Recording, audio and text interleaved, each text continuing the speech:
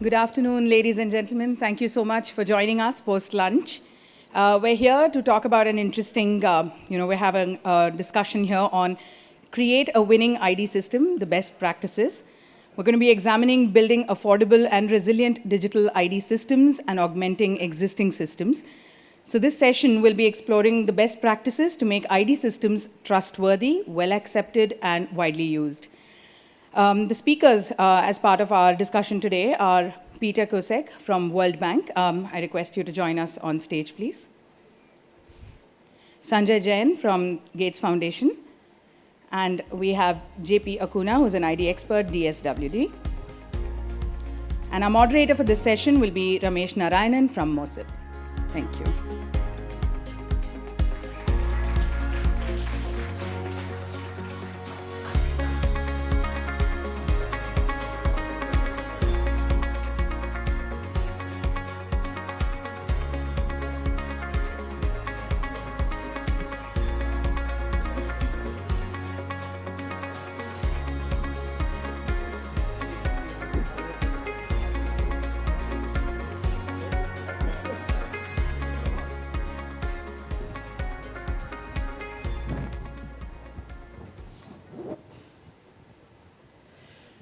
Good afternoon. So, the objective of this particular session is to ward off the lunch blues and then get the conversation going. We all know that one of the big objectives that many MOSIP adopting countries and people who are interested in ID, digital ID, is that they want to get to a winning solution. They want to get it right. They want to showcase success. They want to unlock value. I wanted this as an opportunity to discuss and share views on what is required to actually get it right, how to make it winning, what's at stake, how can the stakeholders do something, what are the levers to pull. And to basically kick the conversation off, I have here people who have hands-on experience from the trenches and by the sidelines and hand-holding multiple implementations. So over to them. My first question, which probably each of you can take in turn, is what is your definition of a great ID system?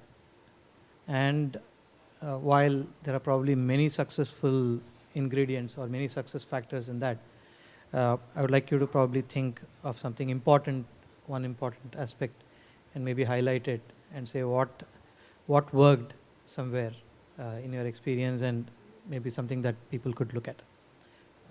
I will start with our man of the soil here, Mr. JP Acuna. See, my first interaction with him was when Philippines was starting the PhilSys implementation. So he has seen it grown, and now he is going to try and get to use this ID in his new role. JP, what can you share on how, I think the rapid adoption and enrollment here is a great thing that people would like to know about. Maybe you could highlight something. Thanks, Ramesh. So good afternoon, colleagues. I'm JP. I'm from the Department of Social Welfare and Development. So it's actually a full circle for me. So I was part of the team that kind of advised on how to set up the PhilSys here in the Philippines 2018, 2019. And now I'm back in government, scaling up the use case side of things. So to the question about the definition of an ID system, it's more of a scenario for me, wherein the digital ID system here in the Philippines is fully adopted. And to me, the successful implementation of it is the ID is a way of life. There's no conversation about the ID, it just works. All processes in government, in the private sector, uses the ID without the mention of the ID. That, for me, is a successful definition of what an ID system is. Thank you. So it just becomes transparent and goes into the It background, is. right? Yeah. And works. Um, Sanjay has a special place in the heart of all MOSIP folks because before his role as a person responsible for DPI from the Gates Foundation, he was the technical chair at MOSIP and has been giving us a lot of guidance and inspiration. Sanjay, your experiences from India and elsewhere. So I think echo a lot of what JP says is that the idea is that everybody has an ID and then they're able to use it to be a part of all the formal systems of life. And there the ID should be an enabler and not get in the way. And that requires both universal coverage and acceptance. And that comes from trust. And so end of the day, when people trust the ID, that they're able to do what they want with it, both the relying party trusts it, saying that I know that this is indeed this person because they have this ID, and so on. So I think that underlying trust that goes to make this happen is, I think, where I would say that's the key characteristic that then enables all of this rest of it to come through. So, but I do agree with JP. At the end of the day, it's about everybody having it and being able to use it and it actually getting out of the way.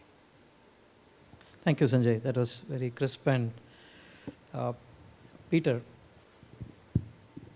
you are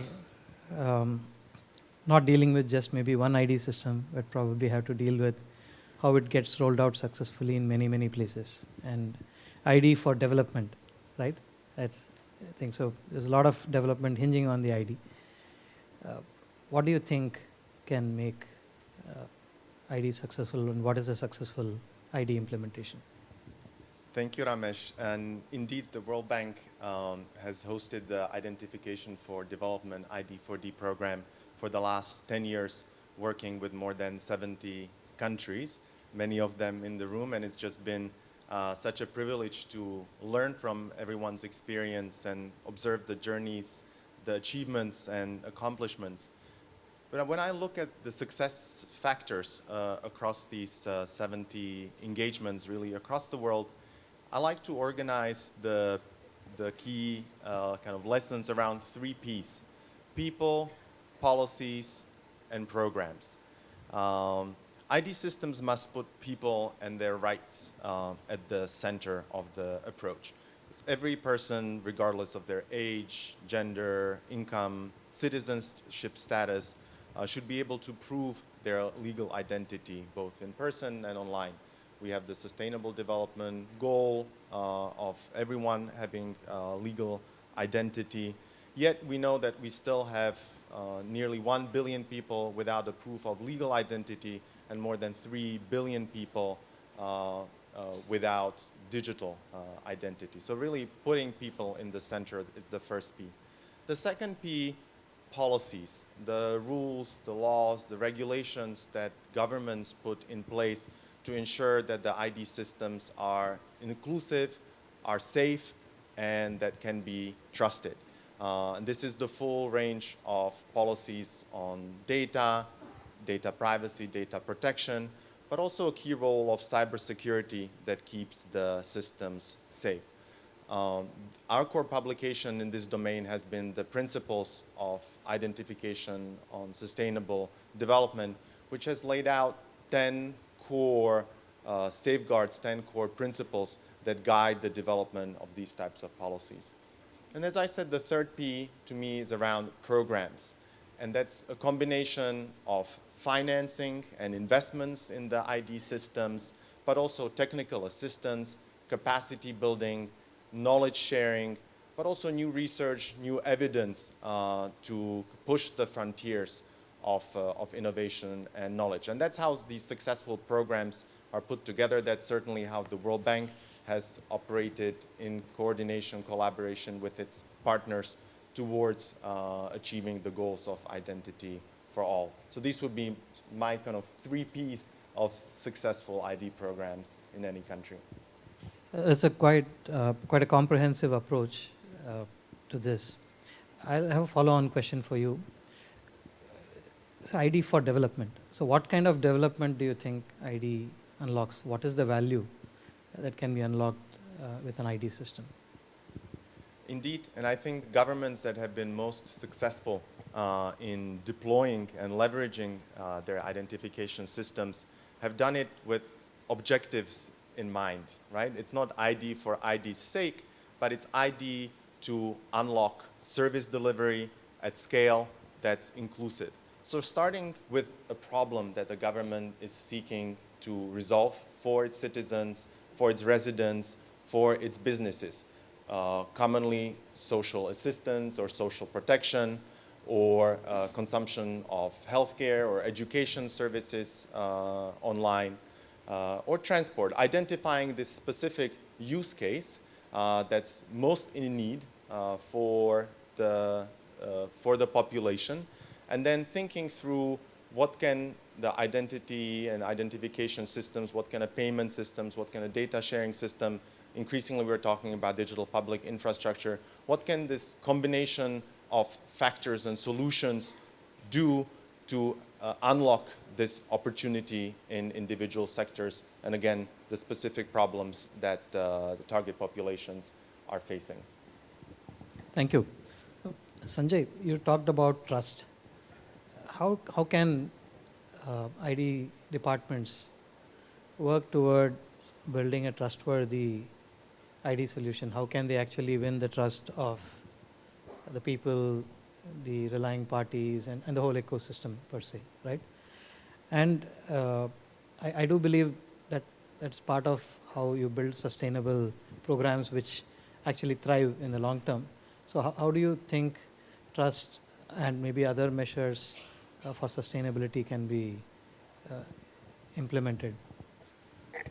So I think very long answers out there for this, but broadly, I think people trust a system if A, they understand what's happening, B, it's minimally invasive in their life and hence it's actually easier to understand, and C, they know what's happening to the data and that they're in control. So typically you go in, you're enrolling for an ID system, you know what data you're providing to the government. Typically it's your demographic data and occasionally your biometrics, because biometrics is then used to deduplicate, so people understand that. People also understand it's useful for authentication.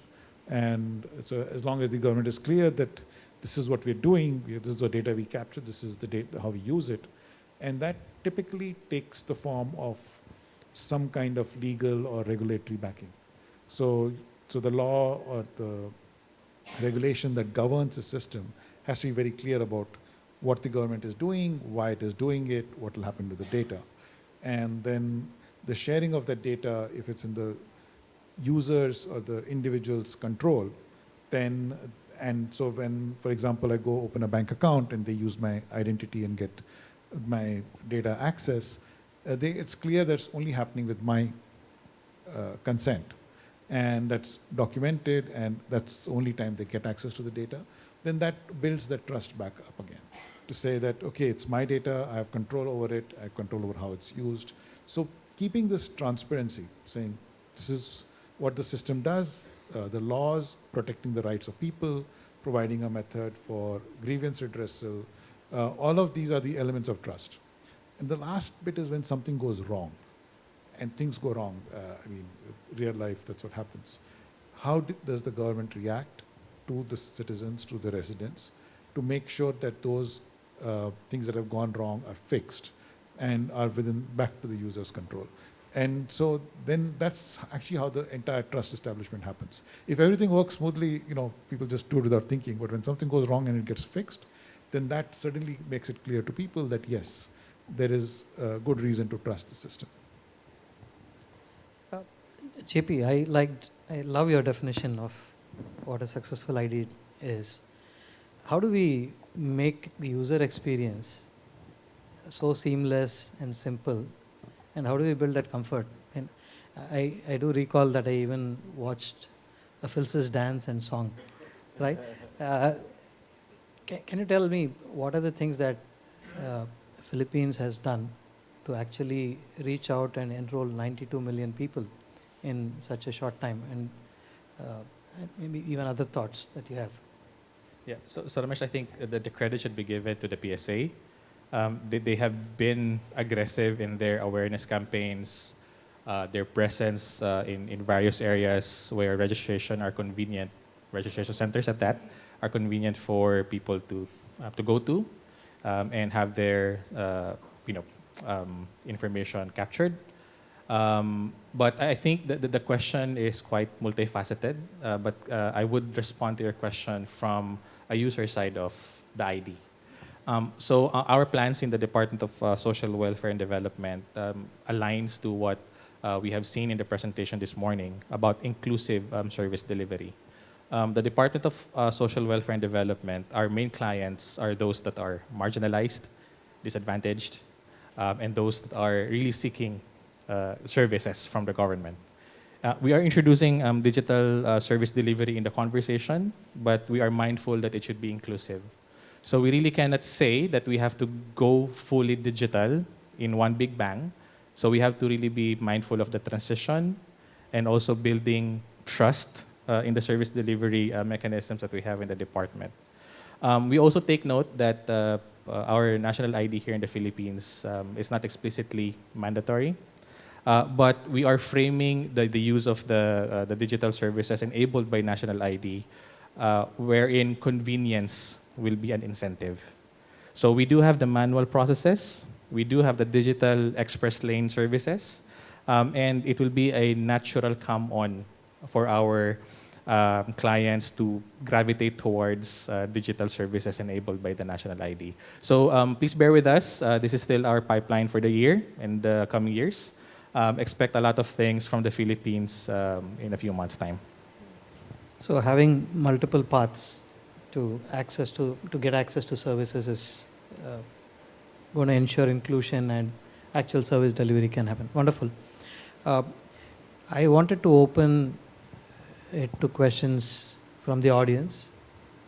We have, I think, time for 5 or 6 questions.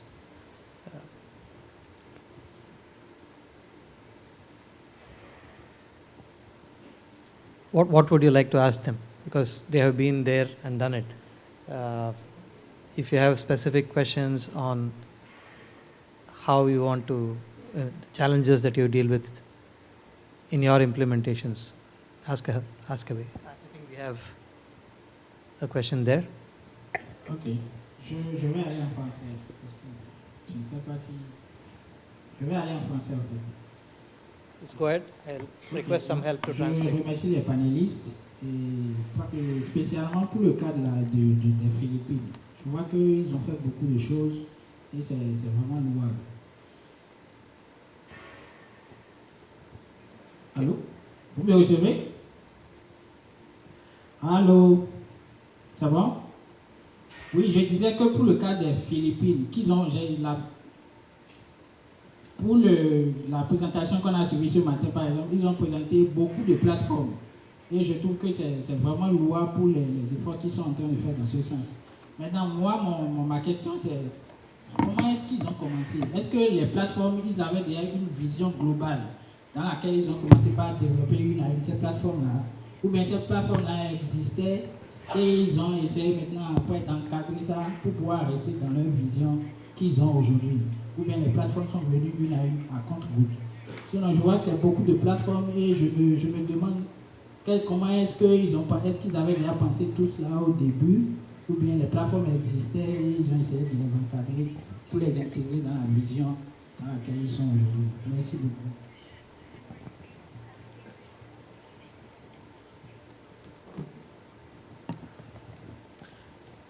The question is for JP.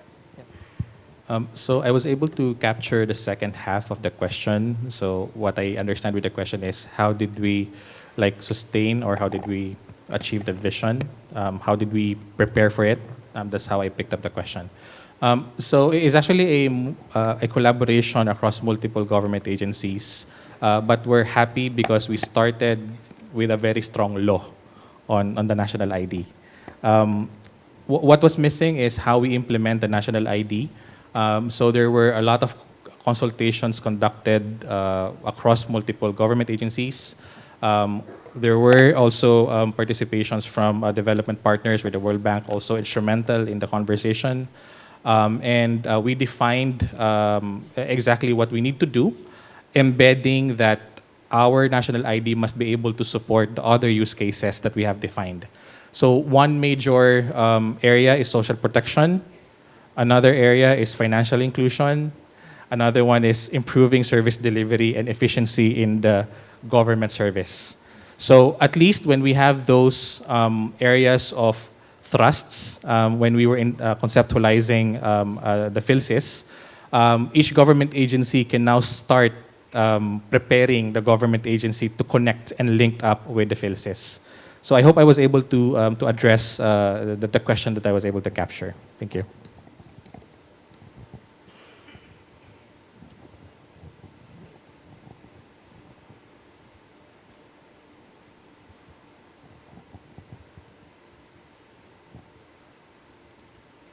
Any other questions? Or I can go back to my list.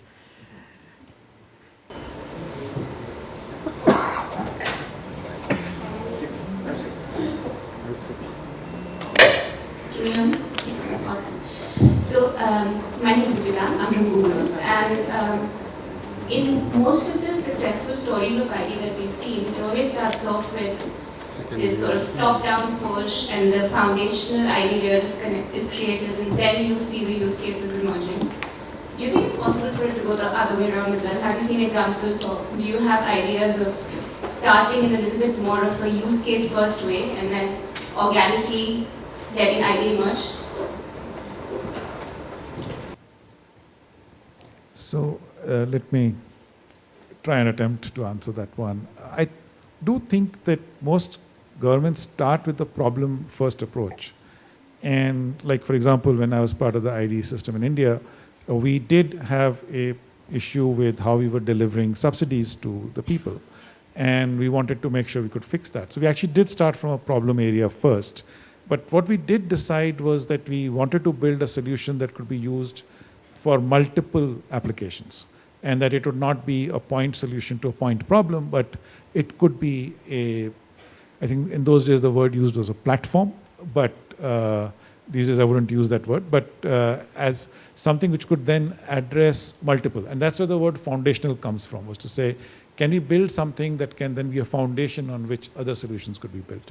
So it did start from the application area, but the application area was wide enough to be all across the very large part of the population, about 60%. Globally, 40% people receive some kind of subsidy from their government.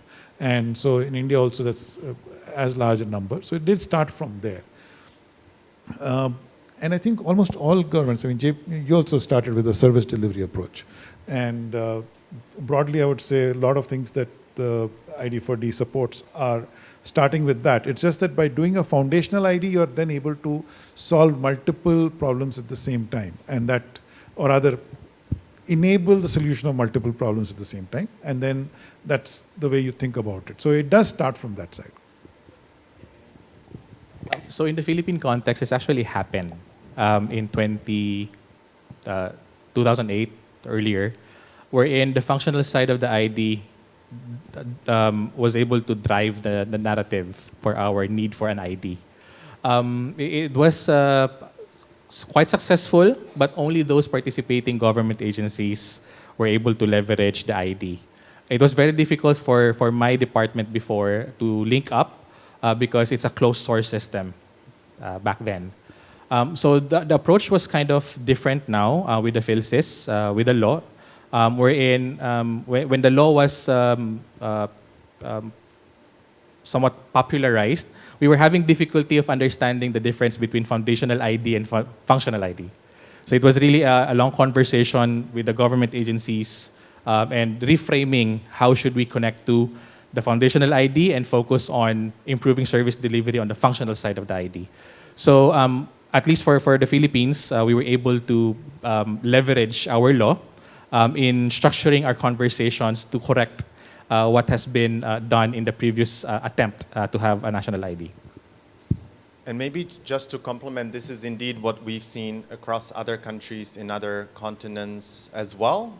Kind of the combination of top-down, for sure, vision, policy, strategy, but in parallel, bottom-up, keeping users at the center, understanding their needs, understanding their pain points, some of the frustrations, and how both the technology but the overall ID system can then be solutions to those pain points. And this is also a key element to building trust, which is just so fundamental in ID systems. A broad community engagement, stakeholder engagement from the very beginning to make sure that the approach is inclusive by design and brings the needs of all segments of the population into the picture. So a variety of focus group discussions, field testing, prototyping, iterative design, continuous feedback loops so that the systems continue to improve over time and the population feels that they are part of not just the solution design, but also ultimately, of course, the solution delivery and solution usage. So this kind of a co-creation approach has proven so fundamental to ensuring trust in the systems bottom up. Thank you.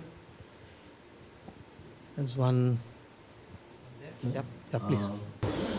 Good afternoon. My question is to JP as well. I understand that the PSA is responsible for civil registration as well. So I'm thinking if we are to have a working or a winning ID system, identity data should not be permanent. So, in as much as understanding that the identity information was registered on a green field, 4 field, how then are the two systems connected?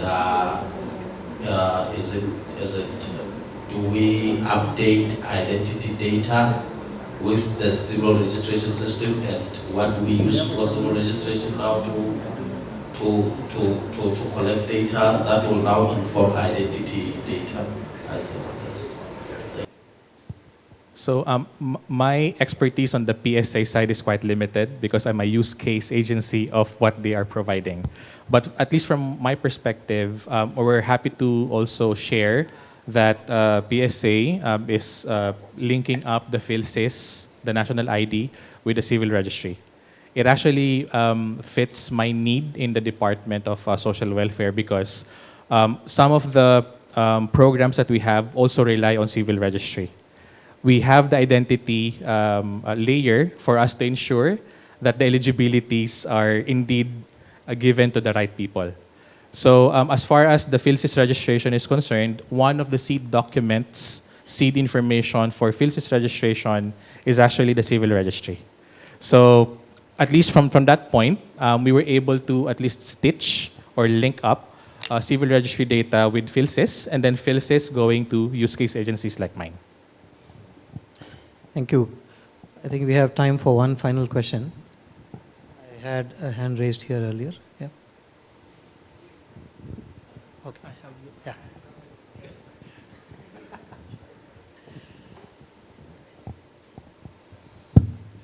Okay. So my question also goes to JP. I learned that 22% of Filipinos are in the agriculture sector and 46% live in rural areas. So how did you manage to go into those areas? What were the challenges you faced, and what were the methods you use to change, to resolve these issues? Okay. So in my previous capacity, I was actually a World Bank consultant helping the Department of Agriculture, specifically on the farmer registry. The challenge there is they do have the registry, but it's riddled with data quality issues and concerns. So they need a pristine master database of farmer beneficiaries. So at this point, there's ongoing collaboration between the PhilSys team and the farmer registry team of the Department of Agriculture to do data cleansing work and matching. It nicely fits in the interoperability conversation with the Department of Social Welfare and Development, which is a different ministry, because our stakeholders are mostly in the agriculture sector. So the DSWD is the main agency taking care of the conditional cash transfer, which is a big implementation case for the Philippines. But majority of those are farmers that can be found in the Department of Agriculture. So we're now looking at the PhilSys that would be enabling the data sharing and connecting the master databases of two departments and identify the master record as one and the same. So that's the work in progress that we have at this point. And hopefully when we share our experience in the next MOSIP Connect, we have a successful implementation case by then. Thank you. The panelists will be available offline for you to ask further questions. I would request you to share your parting thought, maybe 5 seconds, 10 seconds each, on what should you focus on for a victory. Sounds good. My last word will be a shameless plug for a new publication we'll be launching next week. It's our flagship study, a white paper summarizing our 10 years of experience working with many of the countries in the room on identification, on payments, on data sharing, trust services. So it's a white paper on digital public infrastructure. And following that, 1 month later, will be volume 2 on 20 country case studies. So an invitation to follow us on social media and really leverage the collective experience of all of you and others at this conference and all the achievements of the programs. You owe me a few seconds. Yeah, I would actually be clear that getting IDs to everyone is a lot of hard work, a lot of innovation, to go out to where the people are, make sure they're able to access your services, and then actually provide them with services. At the same time, cleaning up databases that contain errors that are not updated is a lot of hard work. And I really commend the governments that are doing it. And the job of technology is to make things easy and not to make it more difficult. And I hope that technology is serving those needs. And if it's not, please raise your voice and make sure that that is happening. Because end of the day, the governments are looking to serve people, and anything that gets in the way must be fixed. And so please raise your voice, help the technology community make that happen for you, and so that then you can actually go about doing the actual job of serving people. Few words. The Department of Social Welfare and Development will be opening up a call for collaborations. If you want to test out your solutions, technologies in our use case, in our operations, we'll be happy to collaborate with you. So if you have something that you'd like to share with us, test it out in the Philippine context, we'll be happy to hear your proposals. Can I just add one more? And the thing is, for governments to do peer learning from other governments who've gone and done it is, I think, a very strong learning experience. And I would highly encourage that, is to sort of look at how the same problems are being solved in different countries, maybe in similar or maybe in different contexts, but there's always value to be got from that. Thank you so much for your time, and thank you everyone for your attention. And we'll move on to the next panel now. Thank you so much.